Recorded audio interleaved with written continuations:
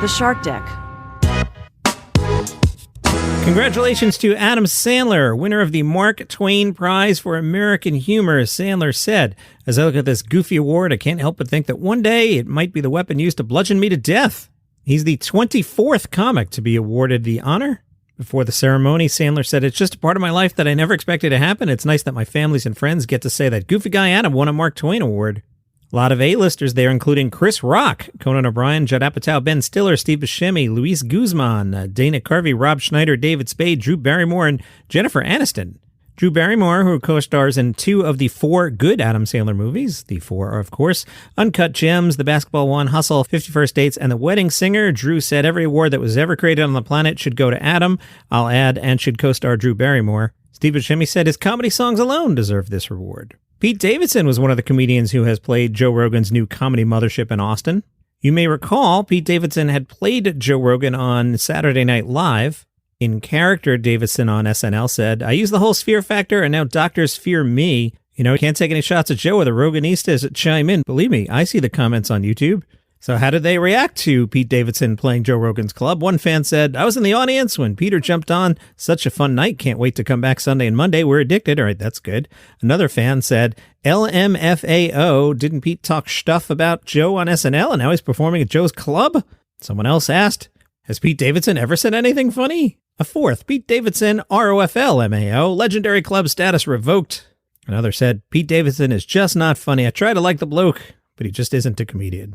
Jim Gaffigan does his weekly thing for CBS This Morning from this week's. Jim said, "For decades, stand-up comedy's been accessible everywhere. Cable TV, satellite radio." You're welcome, Jim. You can call me back anytime you want. Actually, I don't work for satellite radio anymore. Don't return the call at all. Don't call those guys back. Screw satellite radio. Netflix, Amazon, YouTube, and all the social media platforms. It's a good thing, and it's changed many comedians' lives. For example, Jim Gaffigan, who got a lot of airplay early in this century and became a much more popular comedian, presumably leading to selling more tickets and having a really nice, comfortable life. You know, it would have been nice to talk to the guy and have him up and catch up with him once he got a little more famous, but, you know, his schedule didn't allow it, I guess, and allowed me to be the mediocre father of too many children. People can discover comedians they enjoy and immediately listen to that comedian. It's a win-win for everyone. Now, recently, I've noticed a trend that I think is odd. On more than one occasion, I've been told, often by a stranger, "My 10-year-old son listens to you to fall asleep. My kids listen to you as a nighttime ritual. Your stand-up helps my teenager at bedtime." I'm always like, okay. Jim adds, "Anytime you can't sleep, don't count sheep. Just say, hey, play Jim Gaffigan." Macpacker Andy Samberg has his new show this week. It's called Dig Man. It'll be on Comedy Central on Wednesday. It's set in a world where archaeologists are massive celebrities and the coolest people on the planet. Melissa Fumero co-stars. All right, a nice Brooklyn Nine-Nine reunion. Tim Meadows, Tim Robinson, some others on that one. Cool.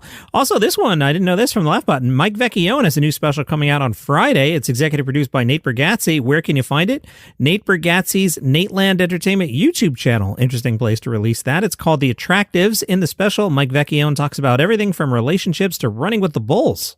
You know, I didn't know, and maybe I'm just a stupid New Yorker, I didn't realize, spoilers, at the end of a bull run, they kill the bulls. I don't know what I thought, because I was in Spain, and I was like, oh, I want to go do that. And people looked at me like I was the worst person possible. And I was like, wait, what? I thought you just like an idiot, let a bull chase you down the street, and then the bull gets on the truck and goes back to where the bulls live, and, you know, the bull gets to go out for half an hour for a run and knock over dumb New Yorkers. But no. At the end, they spear the bulls to death. And I'm like, oh, I don't want to do that at all. Good news, no Saturday Night Live strike over the weekend. The post-production editors at SNL reached a deal. Laugh Button says the agreement will result in pay increases of up to 60% ahead of a 3-year deal. Sam Morril is in Miami this week. He'll be playing down there on Thursday. He spoke to the Miami Hurricane and told them, "I loved comedy in college. I actually started right before college. I remember becoming kind of obsessed with it at the time, and guys like Bill Burr would come to my college and were nice enough to let me open and do a set." Wow, how awesome is that? While studying at NYU, Morril majored in ancient Greek comedy, noting comedy hasn't changed that much in 4,000 years. He says performing on stage is different than his everyday conversations with friends. You go on stage, it's a different type of funny. You have to be. Your friends are rooting for you, and you start an open mic, and people are like, "Who told you were good at this?" How does he prepare for shows? He usually drinks coffee and goes on a walk.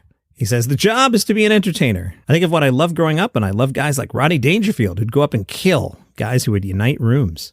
Welcome to How to Tickle Yourself. I'm your host, Duff McDonald. And I'm your co-host, Matt McButter. We'll be talking to people who specialize in different ways of inhabiting their own consciousness, from artists to yoga teachers to scientists. We've even got a professional magician. We're going to ask them questions like, what is consciousness? Why does it tickle? And what is magic anyway? Is it just card tricks, or is it the fact that your little speck of consciousness is part of a perfect possibility machine? Find us wherever you get your podcasts and at storicmedia.com.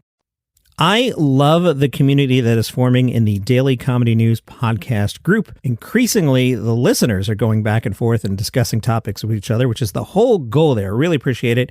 Aaron shot me a note, and this made me smile so much. Aaron posted, John, I have 2 questions for you. 1, have you ever been to Amarillo? The answer is no. 2, have you ever met anyone who's been to Amarillo? The answer is also no. Why do I say this? Because it's pronounced like Zillow. Sounds like you might need to put a trip to Amarillo and a 72-ounce steak on your list for Travel is Back. Apparently, I said Amarillo last week, and I have been corrected that it's Amarillo. I am becoming the Ralph Kiner of comedy. Ralph Kiner, Hall of Fame baseball player, in his later years was a Mets broadcaster known for getting names wrong. A notable one, the Mets had acquired Gary Carter, the famous Montreal Expo, also a Hall of Famer. And in one of Gary Carter's first games, maybe the first game, he referred to him as Gary Cooper. And I feel like that's what I'm doing here. Amarillo, Amarillo, Amarillo. Thank you, Aaron. That made me really laugh. And I also like, and it's a sign of a healthy show, I'm a radio executive. I've been doing this for 30 years. So trust me, when the listeners start using the language of the show, you're on to something. So I like that you used the Bob's Burgers bit and threw it back in my face. Well done, Aaron. Thank you for the note. And yes, Travel is Back is my casual travel podcast. Today is another episode of my recent trip to Key West. That's out today if you want to check out Travel is Back, wherever you get your shows. David is another listener. He was appreciative that we do a thing where we welcome the new people in the group. So if you want to be shouted out on the show, join the Facebook group, Daily Comedy News Podcast Group. David wrote, hey, thanks so much. I really love listening to Johnny Mac, and I think I've been doing it since around the time the podcast started. I live in Japan, and I've been out of it in terms of what's going on in comedy. Thanks to this podcast, I'm more up to date. Now, if Jim Gaffigan could just give him a call. Same note. I love that you're using the language of the show.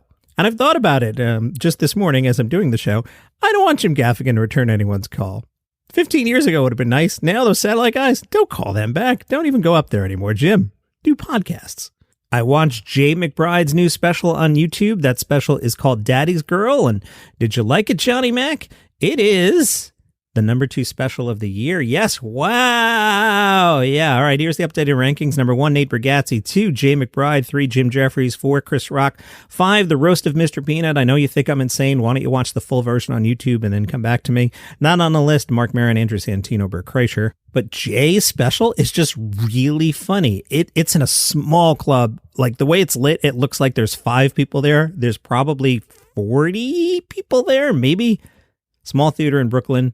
Crowd work-ish. It's one of those specials where Jay is just riding the waves and having fun with the people who are there and then going back into the act and then slipping out of the act and just feeling the room for 5-10 seconds and then going back in. Real comfortable ride with lots of solid laughs. I liked it a lot, and it's not big. I don't want to call it an intimate special because it's not that. It really feels like you're just in a small comedy club and catching somebody on fire. So high praise for Jay McBride, Daddy's Girl. You should watch that one. I'm noticing as I'm recording today, my voice is a little thin.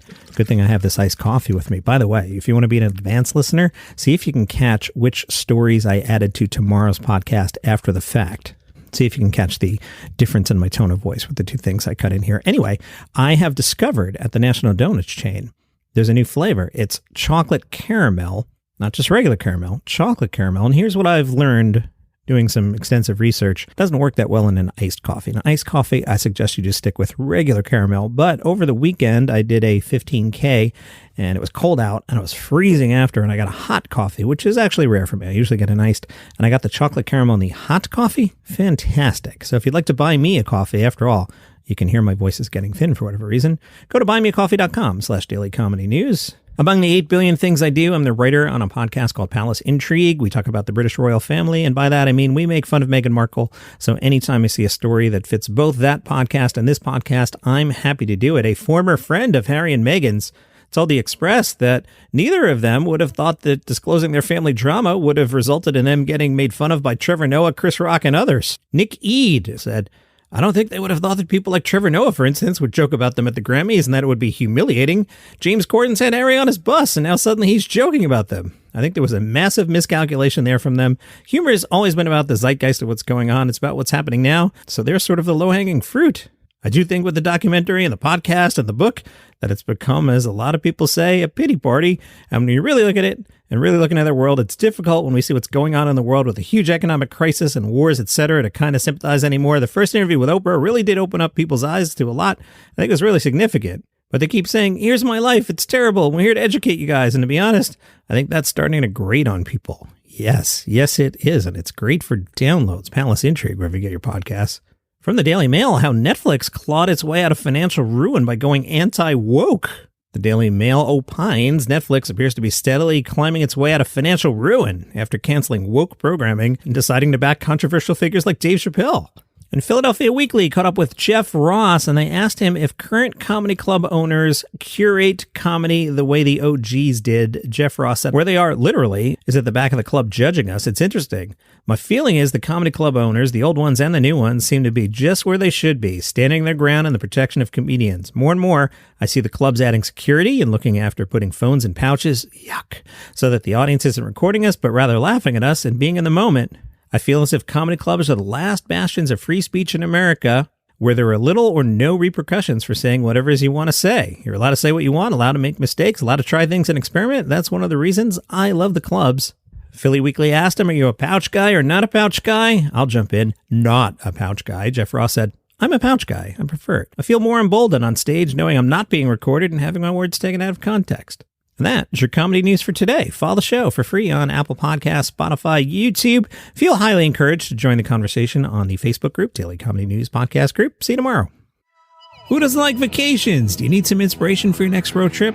Are you excited to get out there and explore the world again? Hi, I'm Johnny Mac. My podcast is called Travel is Back. Travel is Back is travel for regular people. We hop in the car, we fly coach, we use our miles, we eat at normal places, we stay at normal places. So what I do is I hop in the car, I grab my portable recorder, and I go somewhere. Season 3 kicks off with a road trip to Key West. You can check out the back catalog. There are popular episodes covering Chicago, Nashville, Vancouver, Seattle, a whole bunch more. Travel is Back, road trips for regular people. Follow the show on Apple Podcasts or wherever you get your shows. These are quick, these are casual, and it's for regular people like you. Travel is Back.